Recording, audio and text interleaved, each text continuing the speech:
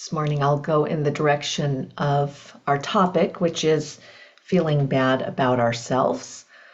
And the caveat here is because we can't do something.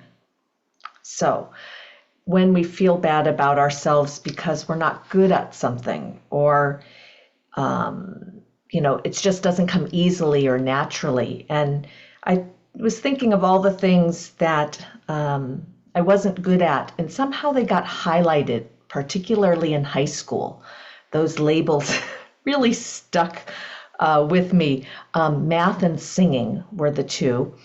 And those labels, they were really something like I could either go along with, or I could resist it, I could defend myself against it, or could try to conquer it as I grew up. And the not being good at math label seems to surface anytime I have to do something with numbers in front of other people, especially telling time or time zones on retreats where we have people in different time zones. But there's a kind of a pressure that just blocks my ability to have any connection with numbers. And I don't feel bad about this anymore. I mean, it's really, there's some levity about it. There's some equanimity with this. It's not something I'm trying to change.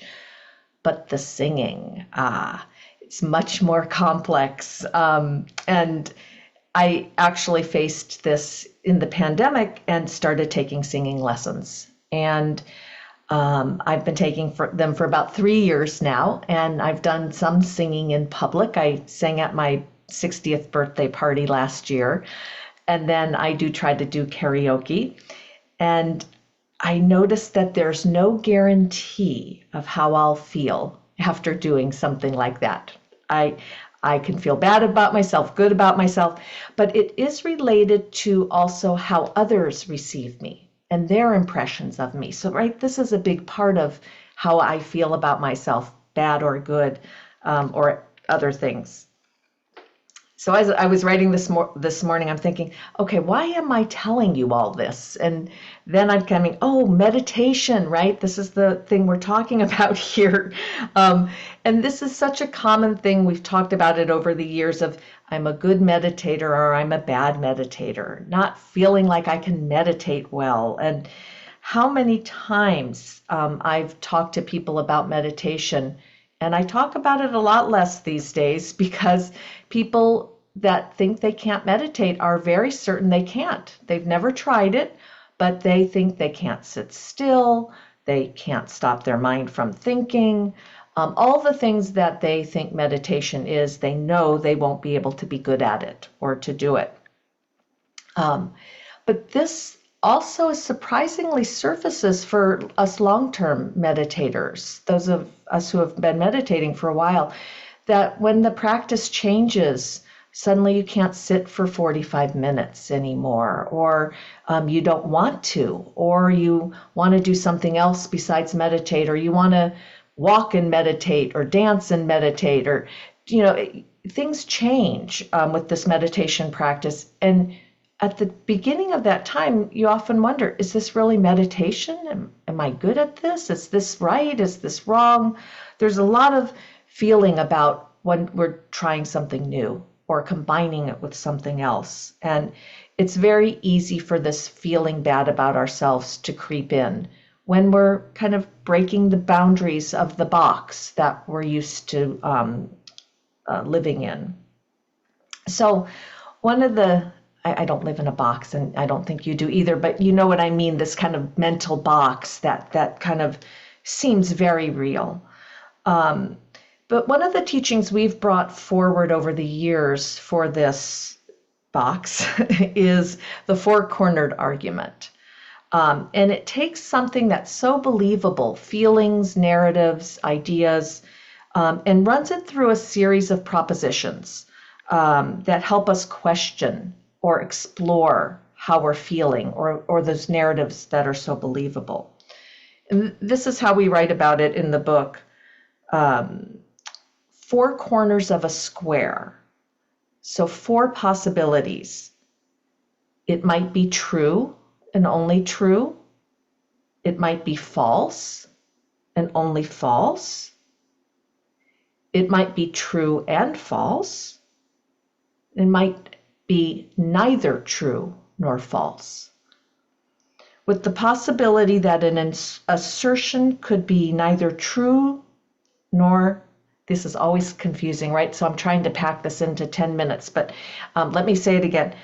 The assertion that neither true nor not true, this fourth corner can really put us into a different space than a linear thinking.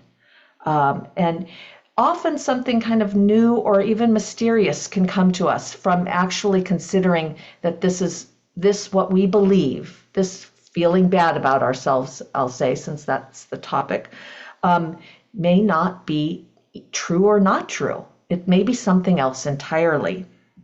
And we do this not to solve the problem, like to never feel bad again, or, to take away,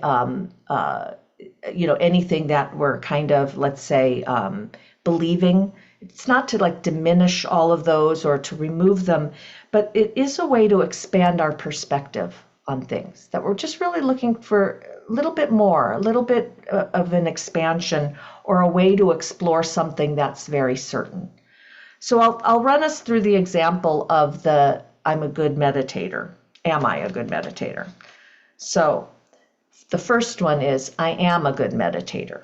I understand what the teacher is saying, and meditation is easy for me.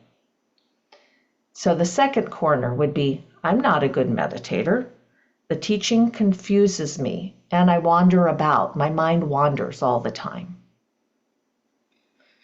The third corner, I'm both a good meditator and not a good meditator. So in that case, I understand what the teacher's saying, meditation's pretty easy for me, and yet I don't really know all the teachings, they confuse me at times, and I'm easily distracted during meditation. And then the fourth corner would be, I'm neither a good meditator nor not a good meditator. This one is more, I no longer think of myself as good or bad in regards to meditation. It really seems too much like a task, or that I should be performing something well, and like I should be good at it to get ahead. For me, meditation has developed into a process of discovery, something other than a good or a bad meditator. So when I was thinking about that this morning and talking about it with you, I really thought, this is a little bit of a new angle for me on that fourth corner, that it actually can be a way to untangle our assessment of ourselves with our capacity to function.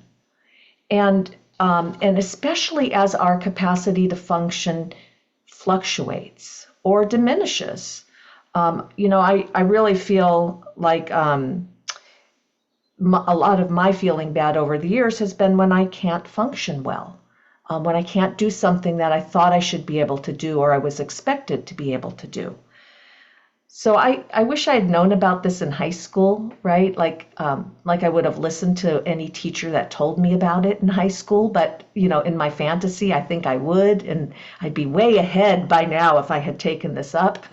But I also think that it's particularly relevant as we age, and this kind of tool of aging as our capacities fluctuate and diminish, that we have a practice to kind of run some of our propositions and feeling bad about ourselves through.